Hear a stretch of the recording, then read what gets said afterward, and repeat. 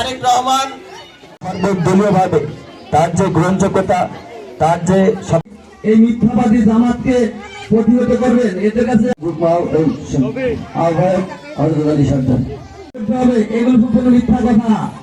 আপনি নামাজ যদি না, আর মোবাইলে অ্যাপস কোরআন আছে, এমন কেউ আছেন এখানে যে মোবাইলে আছে উন্নয়ন দেখতে পাবো আমরা এলাকা স্কুল কলেজ। তো আপনাদের সন্তান যারা আছে, আগামীতে যদি একটি কৃষি ইউনিভার্সিটি হয়, তাহলে এই এলাকার সন্তানরা সহজেই তাদের পড়াশোনা সম্পূর্ণ করতে পারবে।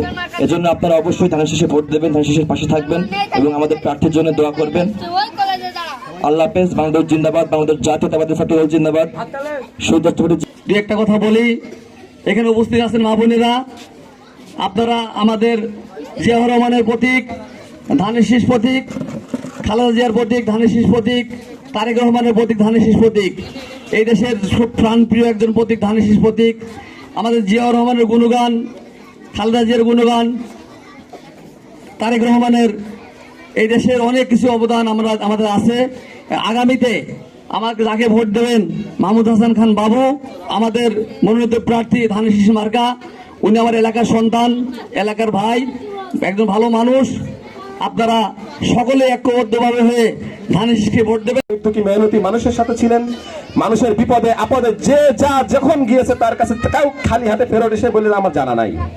তো তিনি যদি আমাদের এখানে এমপি নির্বাচিত হন, আমাদের জন্য এটা গর্বের, আমরা কিছু পাবো তার মাধ্যম দিয়ে।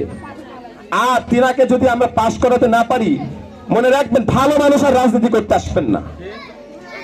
তো যাই হোক, আপনাদের কাছে করজোরে অনুরোধ, আপনারা সবাই মাহমুদ হাসান খান বাবুকে ধানের শীষে ভোট দিয়ে জয়যুক্ত করবেন এবং দেশ নায়ক তারেক রহমানের হাতকে শক্তিশালী করবেন।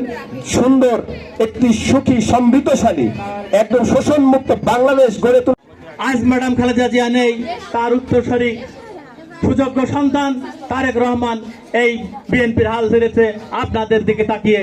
যদি আজকে তিনি চিন্তা করতেন আমি লন্ডনের মাটিতেই আরামায়েশের দিন কাটাবো, তিনি কিন্তু পারতেন। কিন্তু দেশের মানুষের কথা চিন্তা করে, আপনাদের কথা চিন্তা করে সে আবার দেশে ফিরে এসেছে। তাই 17টি বছর যে আন্দোলন আমরা করেছি,